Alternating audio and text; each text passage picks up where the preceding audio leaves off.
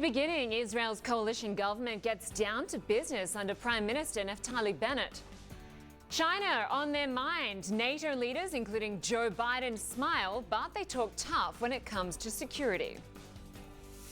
And bracing for bad news from Britain's Prime Minister, an end to England's lockdown likely to be delayed.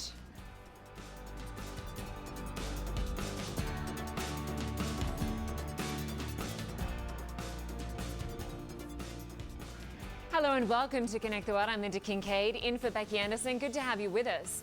Well, it's a very busy day on the global political stage. The NATO summit underway in Brussels comes just after the G7 summit wrapped up in England.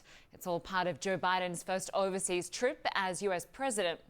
And Israel's first new prime minister in 12 years is at work, facing big challenges in a starkly divided government. And a vow from the man he ousted to return to power soon. When Naftali Bennett and his cabinet are holding a ceremonial meeting today with Israel's president.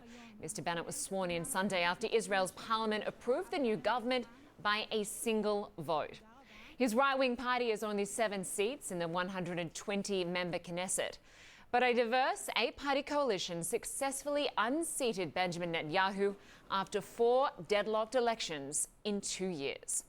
Well, our correspondent Hadis Gold is connecting us to all the big developments today from Jerusalem and joins us live. Good to see you, Hadis.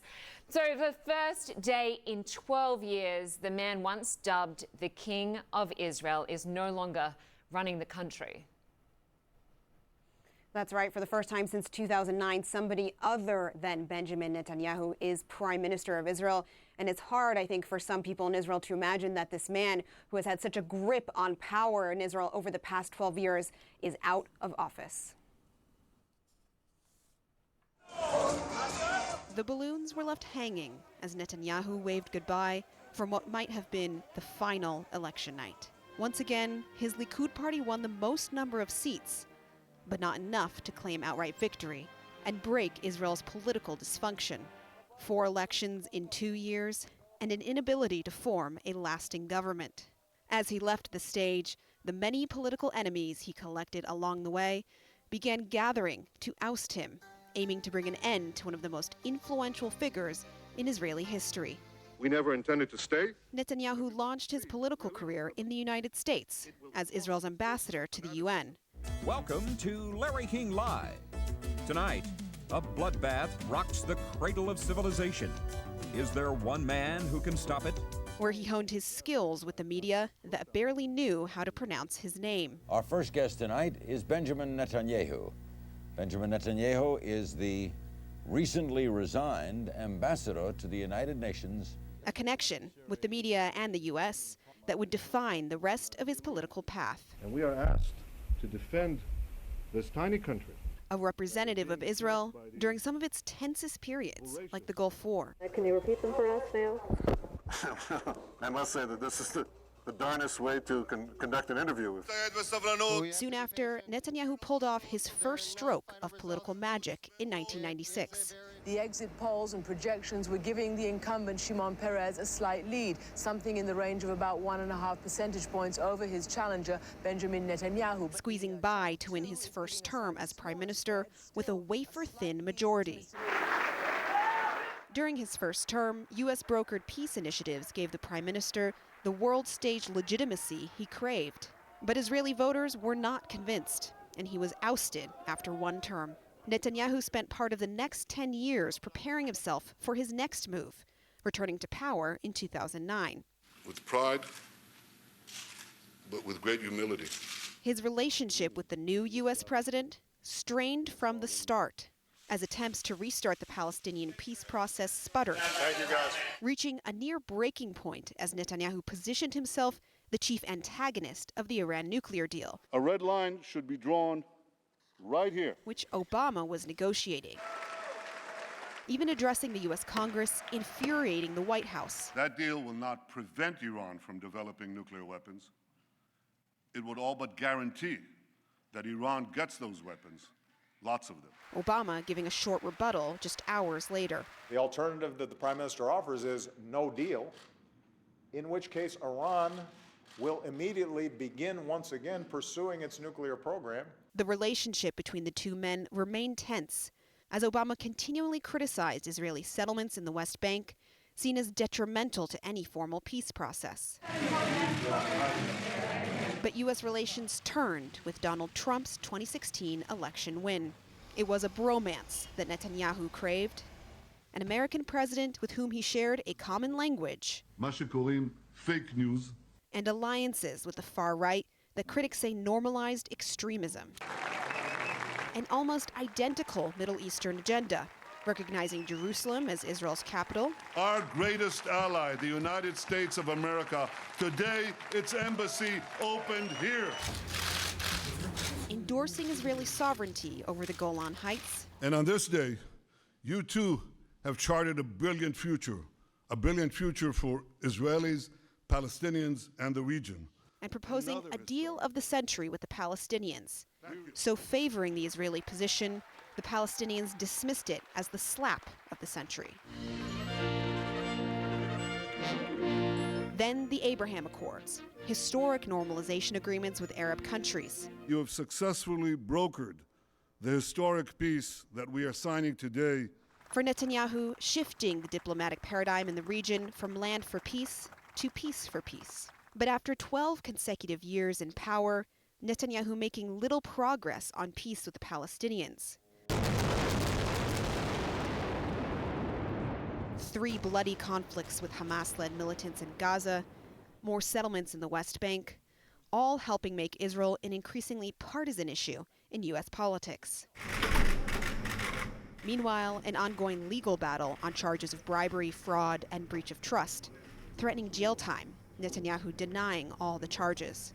Even after a world-leading coronavirus vaccination campaign, in the end, it was the personal equation, the many enemies made along the way, that led to his downfall.